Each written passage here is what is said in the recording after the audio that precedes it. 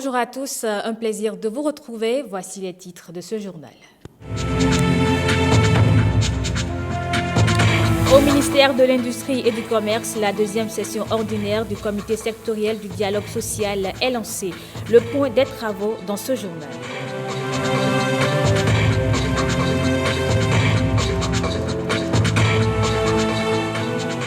Aujourd'hui, 14 novembre, c'est la journée de lutte contre le diabète. Cette année, les débats sont focalisés sur la famille et le diabète.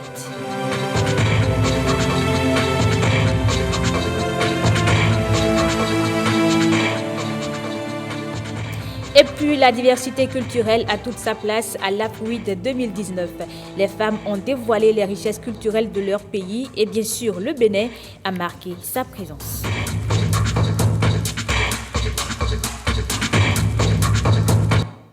La ministre de l'Industrie et du Commerce a procédé au lancement des travaux de la deuxième session ordinaire du comité sectoriel du dialogue social au titre de l'année en cours. En règle générale, la session va procéder à l'étude de la mise en œuvre des recommandations de la première session ordinaire de l'année 2019. Génial Afouda Moussi Agboka et Edwige Agossou pour les précisions. Faire un bilan de la mise en œuvre des recommandations de la première session ordinaire de l'année 2019. Tel est le but de cette rencontre qui réunit différents acteurs du ministère de l'Industrie et du Commerce.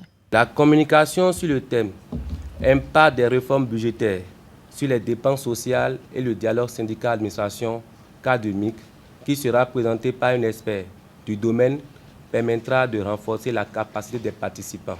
Cette session ordinaire, la deuxième au titre de cette année, a été présidée par la ministre de tutelle. Je me réjouis qu'après la tenue les 30 et 31 juillet 2019 dans la même salle de la première session ordinaire au titre de l'année 2019, nous nous retrouvons à nouveau pour faire le point d'exécution des recommandations issues de la dite session, mais aussi pour examiner la nouvelle plateforme revendicative du syndicat où sont inscrits certains points au nombre desquels il faut citer l'amélioration de l'organisation et du fonctionnement des structures du ministère, l'instauration d'un environnement de travail motivant et épanouissant pour le personnel, le renforcement de la collaboration entre l'administration et le syndicat. Les assises sont prévues pour durer 3 jours. Depuis le 12 novembre et ce jusqu'à aujourd'hui, c'est la 4e édition des rencontres internationales du court-métrage pour l'agriculture à Boïcon. Elle est organisée par la Fédération des unions de producteurs du Bénin. Modernisation et compétitivité du secteur agricole, nécessité d'accélération de la transformation durable des exploitations familiales. C'est le thème de cette édition. Ronald Robinson a suivi pour nous le lancement. Se procurer du pain, le pain quotidien, don du Père divin, tous retenons à la terre. Des projections de films sur l'agriculture, des communications, succès et gloire de la profession agricole, plaidoyer pour des solutions et politiques adaptées aux contraintes rencontrées par les hommes et femmes du métier. C'est ça les rencontres internationales du court-métrage pour l'agriculture. Cette 4e édition coïncide avec les 25 ans de vie de la Fédération des unions de producteurs du Bénin, FUPRO, initiatrice du festival. Il nous faut nous accorder à diagnostiquer le mal de contre-performance enregistrée depuis la nuit des temps afin de pousser cette agriculture à son optimum de création de richesses durables et de garantie de la sécurité alimentaire et nutritionnelle. Pour Athanas Aguia, le thème « Modernisation et compétitivité du secteur agricole, nécessité d'accélération de la transformation durable des exploitations familiales » incite à agir autrement. En osmose avec sa pensée, les partenaires techniques et financiers s'engagent à bâtir des référentiels adaptés au profit des exploitations agricoles familiales.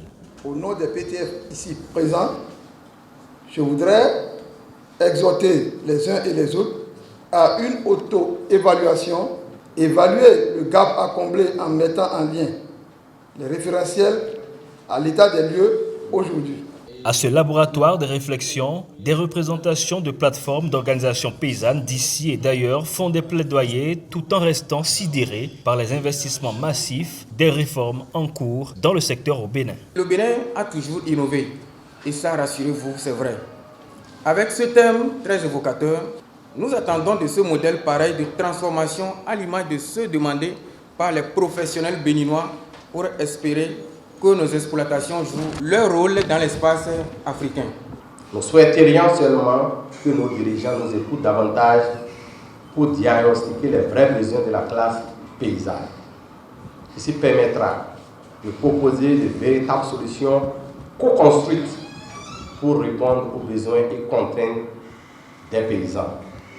Investissez à fond et la compétitivité sera au rendez-vous. Le Bénin, plaque tournante de la réexportation du riz, selon le Nigeria. Le gouvernement béninois compte sur ses paysans pour changer ce regard du grand voisin. Le ministre de l'Agriculture, en observant les potentialités du pays, m'a dit que si vous pouvez prendre ce pari avec lui et que d'ici 3 ans, le Bénin peut sortir 1 million de tonnes, nous allons changer la donne. Êtes-vous prêts à nous accompagner? Oui.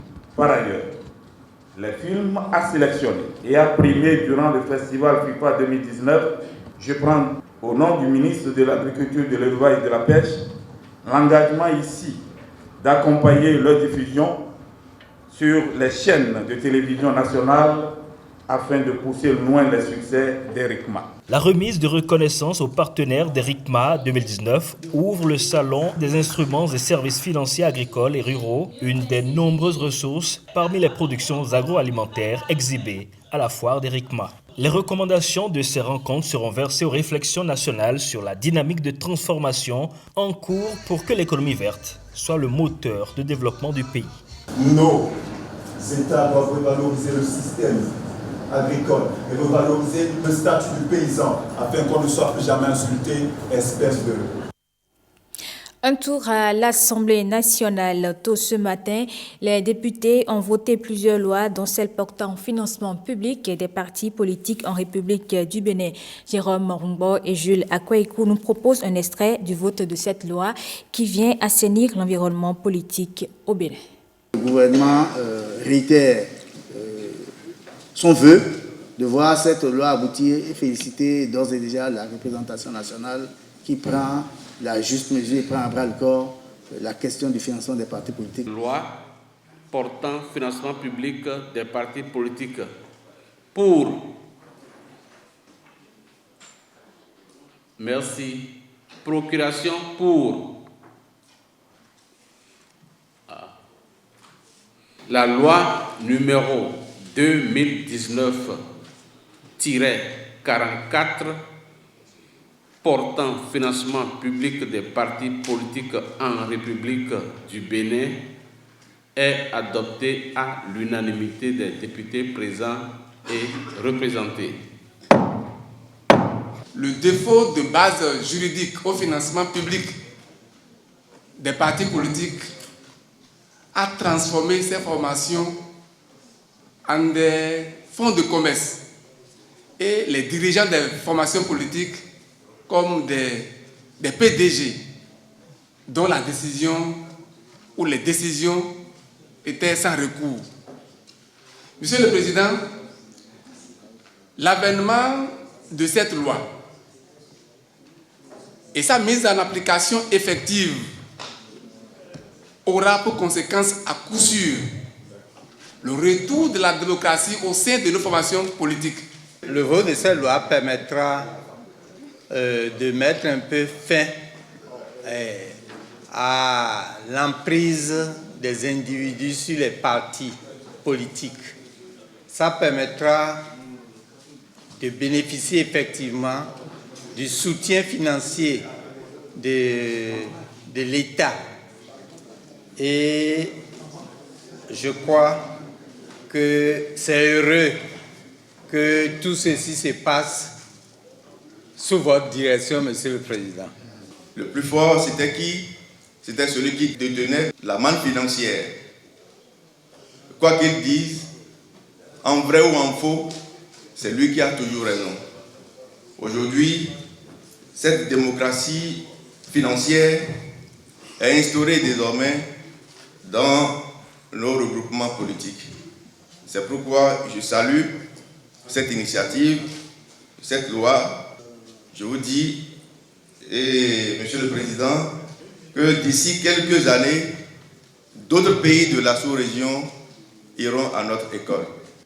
Nous allons accomplir une salubrité cette journée en votant cette loi et le politicien béninois va se sentir à l'aise.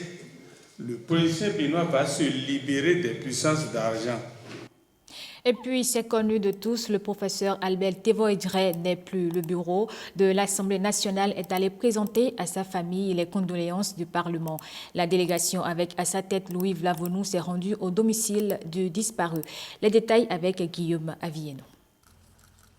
Théophania, la maison africaine de la paix à Adjati, dans la commune d'Adjara, où le professeur Albert Tevoidre s'est retiré depuis quelques années, avant de s'éteindre une semaine plus tôt.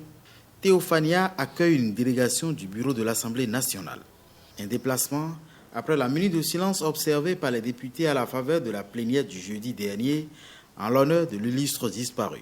Recueillement devant un portrait de celui qu'on qualifie de l'un des valeureux fils du Bénin, échange avec les membres de la famille du disparu, dont son épouse, puis la signature du livre des condoléances. La délégation, conduite par le président du Parlement, Louis Béounou Vlavonou, vient adresser aux proches de feu Albert Tevoidre, devenu le frère Melchior, les compassions de l'Assemblée nationale. Comme cela a été souvent le cas, la délégation n'a fait aucune déclaration à la presse. Sauf changement de dernière minute, feu Albert Tevoidre devrait être inhumé ici même à Adjati dans les tout prochains jours. Dans le cadre de sa tournée statutaire, le préfet du Borgou était lundi à Parakou. La présentation des acquis en matière de développement et les défis à relever pour le renforcement de l'amélioration des conditions de vie des populations sont les principaux points abordés. Alexis Assogba et Abdoulaye Moumouni Yacoub. La majorité, ce sont des enseignants formés à l'école. Chef des services déconcentrés de l'État du département du Borgou et élus communaux de Parakou, exposent les progrès dans leur secteur, mais aussi les difficultés. L'autorité préfectorale apprécie la régularité de la gestion administrative, la mobilisation des ressources, l'occupation de la première place au BPC 2019 au niveau national, la mise à disposition des aspirants dans les écoles et collèges, la rénovation du centre des arts et sports de Parakou et le niveau d'accès universel à l'eau potable. Autre acquis salutaire, la foire internationale de Parakou. La foire qui désormais est quand même un label pour tous les septentrions, j'allais dire. C'était au sud à Cotonou, en l'occurrence, que la foire s'organisait. Mais depuis l'arrivée du maire, il a pris sur lui la responsabilité donc, de nous organiser cette foire qui regroupe pratiquement l'ensemble des forains de la sous-région. C'est à votre article, monsieur le maire, je voudrais vraiment vous en savoir gré et vous en féliciter. La sécurité est au premier plan des défis à relever pour conforter les progrès sociaux enregistrés. Il n'est pas évident que nous puissions mettre derrière chaque citoyen un policier. Voilà pourquoi le gouvernement de son Excellence le président Patrice Talon prône de plus en plus pour la coproduction de la sécurité, qui voudrait quand même que chaque citoyen soit d'abord garant de sa propre sécurité et contribuer par la même occasion à assurer la sécurité donc, de ses proches. Donc je voudrais vraiment en appeler au sens de responsabilité de monsieur le maire, de tout le conseil municipal, surtout les chefs d'arrondissement, les chefs de quartier de ville. C'est très important. Vous devrez vraiment faire en sorte que la sensibilisation prenne dans vos quartiers respectifs, amener nos citoyens à adopter de bons comportements et surtout à collaborer. L'importance de la déclaration des naissances, l'assainissement du cadre de vie avec l'abonnement aux structures de pré-collecte des ordures ménagères sont également évoqués. Le préfet interpelle enfin tous les acteurs du développement pour la protection des filles contre toute forme de violence dans le Borgou. Des mobiliers pour le CEG Okedama, c'est un geste de Rachid Igbadamassi qui répond ainsi favorablement à la demande des premiers responsables du collège. Le député s'est rendu dans l'établissement avec à ses côtés le maire de la commune de Parakou et le directeur départemental de l'enseignement secondaire du Borgou. Nestor Sela et Giscard Akpovi pour les détails. Cette salle de classe, comme bien d'autres dans ce collège, seront équipées en mobilier.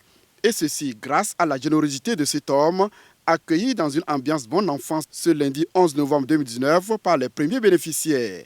Rachid Boudamassi, dans son élan de solidarité, pose ses valises au CG Okedama. Comme l'a dit Victor Hugo, chaque enfant qu'on enseigne est un homme qu'on gagne. Mais pour nous, comment gagner ces enfants-là sans les mettre dans une condition digne de ce nom? Et c'est pour emboîter le pas au conseil municipal de Parakou qui fait d'énormes travail et au gouvernement que nous avons voulu donner les 100 tables et bancs. Alors notre projet à l'avenir, et je l'ai dit au maire de la commune de Parakou, nous avons lancé 1000 tables et bancs pour les communes de Parakou, Tchaourou, Ndali et Péréret. L'acte de l'élu de la 8e circonscription électorale touche les cœurs qui promettent l'excellence. Nous promettons d'en faire un bon usage à travers notre travail et de relever le nom de notre collège sur le plan national au rang des premiers. Nous vous connaissons généreux et bons donateurs. Si tous les maires du Bénin avaient un Rachid Boudamassi chez eux, le Bénin serait développé depuis longtemps.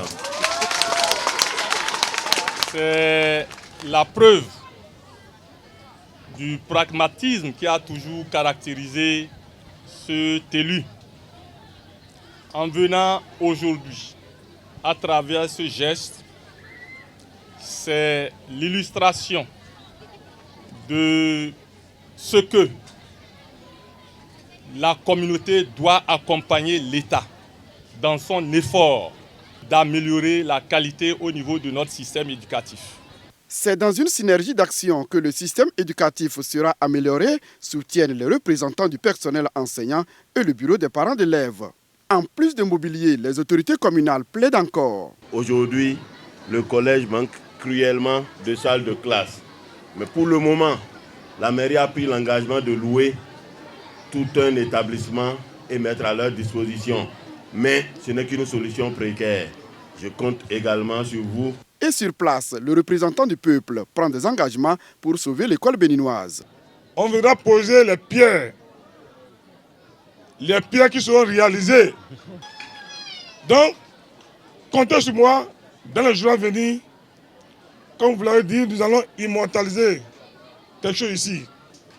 En dehors de primer les meilleurs élèves, nous allons aussi primer les professeurs de ces élèves. C'est très important. Ça fait partie de nos projets. Le CG Okedama, qui ouvrait ses portes en 2007 avec 147 élèves, compte aujourd'hui plus de 2000 apprenants. Aujourd'hui, 14 novembre, la communauté internationale célèbre la journée mondiale du diabète. Cette année, les débats sont focalisés sur la famille et le diabète. Selon les spécialistes, la maladie n'est pas ni jeune ni personne âgée. Au nombre de ces complications, il y a le risque pour le patient de perdre la vue. Angela Pidja et Jean-Claude James. En image, une tendance à la hausse du sucre. Et quand c'est dans l'organisme que ça se passe, le professionnel de la santé va diagnostiquer le diabète. La définition scientifique du diabète, c'est une hyperglycémie chronique qui est liée à un défaut d'action et ou de sécrétion d'insuline. Et c'est une glycémie qui est au-delà de 1,26 à 2 reprises chez un patient, on dira qu'il est diabétique. Si la glycémie est de 2 grammes, associée à certains signes que sont boire beaucoup d'eau, uriner beaucoup, maigrir sans raison apparente, là également, on parlera donc de diabète. Une maladie qui ne se guérit pas, mais que l'on peut traiter et contrôler. Elle reste un ennemi de tous les organes du corps, surtout les yeux. Les yeux, ça fait plusieurs structures, il y a plusieurs parties au niveau des yeux, mais toutes ces parties-là, en réalité, peuvent être touchées par le diabète. Et il y en a qui sont mieux étudiés, mieux connus, c'est par exemple ce qu'on appelle le cristallin. C'est un milieu transparent qui permet de voir. Donc l'excès de sucre va perturber la transparence de ce cristallin-là. Et c'est ça qui donne la cataracte précoce chez le patient diabétique. Vous savez, la cataracte, c'est une maladie cécitante qui survient le plus souvent à un âge un peu avancé. Mais du fait du diabète, on peut l'avoir précocement et j'en ai vu déjà des jeunes diabétiques au Bénin à 17 ans qui ont un cataracte qui ont été opérés pour ça. À part la cataracte, qui est l'impact du diabète sur le cristallin, il y a aussi la rétinopathie diabétique. Ici, c'est la rétine qui devient la cible de ce tueur silencieux. Pour nous, ophtalmos, la rétine peut être la pellicule qu'on met dans l'appareil photographique, même si les différents réglages sont nets et que la pellicule n'est pas bonne, la photo est floue.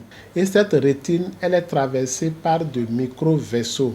Et c'est toujours les désordres vont commencer au niveau de ces vaisseaux et qui vont entraîner une sensation de baisse de la vue. Alors, par quel mécanisme intervient cette baisse de la vue ou la rétinopathie diabétique? La paroi des vaisseaux vont se dilater et cette dilatation va entraîner donc, disons, un œdème des cellules de la paroi. Cette dilatation va se rompre et puis va entraîner donc de l'hémorragie. Donc lorsque ces vaisseaux, ces zones-là sont privées de sang, nous parlons d'hypoxie. Donc il y aura une ischémie par hypoxie. Et puis l'organisme cherche à réparer. Donc l'organisme va créer de nouveaux vaisseaux. Ces vaisseaux, leur paroi est aussi fragile et peuvent se rompre rapidement. Donc cette rupture va entraîner, donc, comme je l'ai dit, de l'hémorragie. Ça va évoluer jusqu'à donner ce que nous appelons le décollement de la rétine. Et puis lorsque la rétine est décollée, c'est la perte de la vue ou cécité. Au Bénin, près de 13% de porteurs de rétinopathie diabétique. Je ne veux pas dire tous les diabétiques. Ceux qui ont déjà des répercussions du diabète sur la rétine, au moins près de 13% peuvent devenir aveugles. Pour ne pas aller à cet extrême, la prévention du diabète devient un impératif. Le conseil pour la prévention du diabète, c'est essentiellement 3 grands groupes de conseils. Le premier, c'est par rapport à l'alimentation. Il faut avoir une alimentation la plus saine possible, une alimentation saine, équilibrée, riche en légumes, pauvre en sucre, pauvre en matières grasses. Ne pas fumer, très important, ça rentre dans l'hygiène de vie. Et la consommation d'alcool également, il faut si possible l'arrêter ou alors la réduire de façon drastique. Il faut avoir une bonne hygiène de vie concernant la pratique de l'exercice physique. Donc, on parle en moyenne de 30 minutes d'exercice physique, donc de exercice physique modéré chez les patients. Et il faut aller à l'hôpital pour faire des contrôles biologiques, surtout quand on a un certain âge. À partir de 40-45 ans, on doit faire systématiquement au moins une glycémie par an pour justement dépister le plus précocement possible un éventuel trouble de la tolérance glucidique et l'inverser, si possible. Au Bénin, plus de 4% de la population souffre du diabète. Le respect rigoureux des conseils diététiques évite les complications de la maladie. Et puis l'hôpital d'instruction des armées de Parakou, en collaboration avec le bureau de l'association Diabète, Espoir et Vie, a organisé une séance de sensibilisation à l'endroit des personnes diabétiques de la ville de Parakou et de leurs familles. Les facteurs de risque et de prévention de la maladie ont été revus. Benjamin Denayon et Doc Astito pour le compte rendu. Voici les chaussures qui sont déconseillées aux diabétiques. Ils sont sensibilisés sur les bonnes pratiques d'hygiène, d'alimentation et même des réflexes à avoir en cas de crise. Les diabétiques de la ville de Parakou et environ et leurs familles, membres de l'association Diabète, Espoir et Vie, renforcent ainsi leurs connaissances en la matière. Le premier, c'est le tabagisme. En Occident, c'est surtout le tabac fumé, mais chez nous, c'est le tabac soit chiqué, mâché dans la bouche, ou reniflé. C'est le premier facteur de risque évitable de mort. Parler avec les diabétiques, c'est leur dire, il faut arrêter ça. Ensuite, nous avons la sédentarité. Rester assis, ça tue. Mais nous sommes tellement facilité la vie qu'on a peu d'activité physique. Que ce soit dans le travail, que ce soit dans les loisirs, on a peu d'activité physique. C'est très important l'activité physique. Chaque pas que vous faites vous éloigne un peu plus de la maladie et donc de la mort. Ensuite vient l'alimentation. Les fruits, nous en avons à foison, mais nous les négligeons. Et pourtant, autant d'informations, aussi importantes les unes que les autres, pour vivre sainement avec la maladie. Quelqu'un peut décéder parce que dans la famille, on n'a pas su réagir par un geste salvateur simple. Dans le cas, par exemple, d'une crise d'hypoglycémie, en apportant rapidement 3 carreaux de sucre ou une simple bouteille de ce que nous appelons communément sucrerie. Les malades se sont, d'autre part, par ignorance, imposé des régimes alimentaires draconiens, en soustrayant de leur menu beaucoup de denrées qui, au contraire, auraient pu leur faire du bien, appauvrissant ainsi le contenu de l'assiette, pendant que nous avons comme slogan « Manger ce dont on a envie, mais l'essentiel est de savoir comment le manger ». En prélude à la Journée mondiale du diabète, prévue pour le 14 novembre 2019, cette séance d'information et d'échange vient donc à point nommé. Elle permettra de toucher du doigt les réalités et les moyens de prévention de cette maladie non transmissible. La culture africaine est une richesse pour le développement du continent.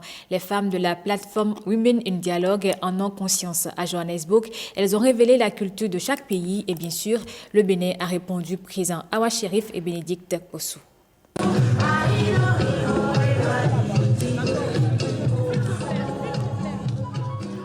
Une synergie d'action.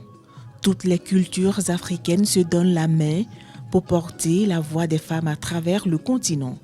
Le Bénin, pays de Bioguera, de Béonzin et de Kaba, se distingue et s'impose à ce grand rendez-vous des cultures. Les Amazones du Bénin!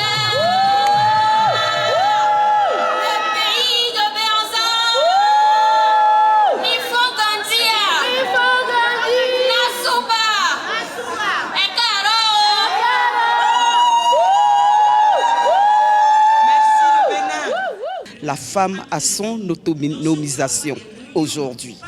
Et bon, voilà, je me suis dit que franchement, je remercie très chaleureusement l'ex-première dame Zanele Mbeki, qui a pu tous les jours faire ce grand combat. Que nos combats doivent nous servir de moteur et devaient nous propulser parce qu'on a vu beaucoup de panélistes qui ont utilisé leur combat pour évoluer. Elles ne sont pas restées dans leur coin. Le problème que chaque femme a c'est pas unique au fait. Beaucoup de femmes ont ces problèmes dans d'autres communautés et ensemble, elles ont trouvé des solutions.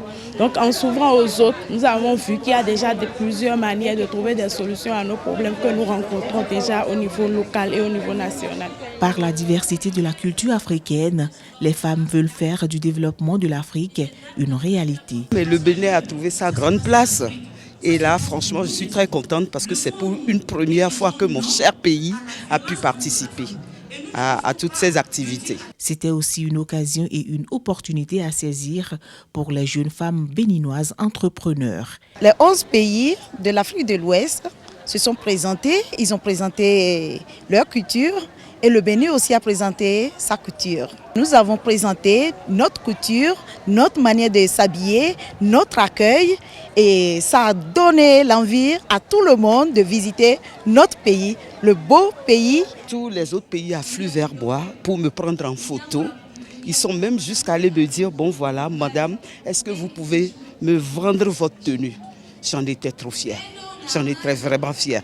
Nous avons remarqué qu'il y a diversité de cultures, de peuples. Et si ensemble, nous pouvons nous lever comme un seul peuple, une seule nation, si l'Afrique peut devenir un, nous allons réaliser beaucoup de choses à travers la culture. Le cri de cœur sonne ainsi la mobilisation des femmes pour une Afrique qui gagne. Voilà qui met un terme à ce journal. Merci de l'avoir suivi et surtout prenez du plaisir sur l'ORTB.